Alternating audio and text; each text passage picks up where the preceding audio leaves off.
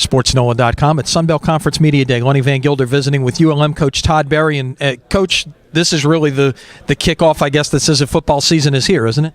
It really is. I mean, every year I think the coaches, while we prepare our teams, we prepare for all the scheduling, the itineraries, and all those things. I think this is, this is that moment that brings it all to fruition for you. You know it's getting ready to happen. You're coming off a 4-8 season that I know you're certainly looking to improve on, but you've got a pretty good group of returning starters with 17 returning starters this year to hopefully take that up a notch for 2015. Yeah, I'm really excited about this team. The last 6 ball games of the season, one of those games being Texas A&M, we lost basically on the last play of the game. We do anything different on offense this last year, and we're probably looking at a whole different situation. And so with most of these guys back, I'm really excited about the team. I think this is the best team that we've had since I've been there.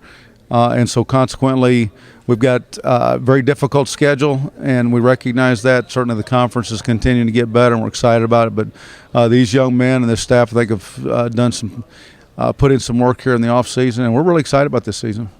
Talk about your wide receiving core. I know you got to be very excited about the prospects of what you have there with a couple of Bolitnikoff candidates in terms of what you may be able to do in the passing game this year.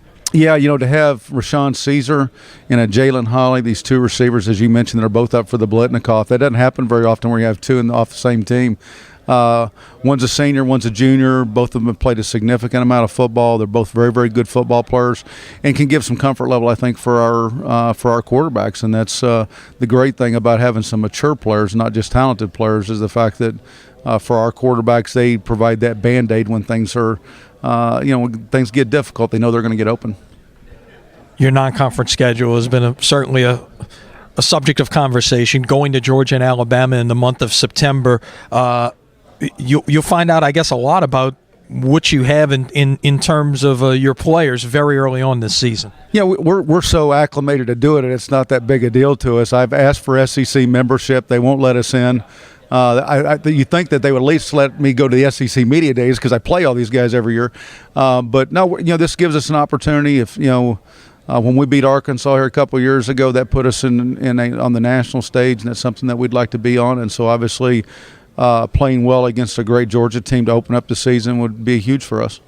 And one of the things Carl Benson talked about in his State of the League address earlier today was obviously those games against the so-called Power 5 are important, but probably more important, at least in his mind, are those games that you're going to play out of conference against the peer leagues. Like you have games with Tulsa and Hawaii. Your thoughts on that philosophy and trying to kind of establish the Sun Belt as the number 1 league in the group of 5? Well, and I think that's exactly right. I think that the more opportunities that you have, and obviously the better you play against those, the more not only does it give you the exposure that you want, and but also this playoff is getting ready to generate some really, really significant money, and you get a larger share based off of how you fare against those teams. And we'd like to back away from some of our money games. It's not at our university. It's not possible to do that. And so consequently, because of it, we play the Georgias and Alabamas just because nobody else wants to play them, and they'll pay us the most money.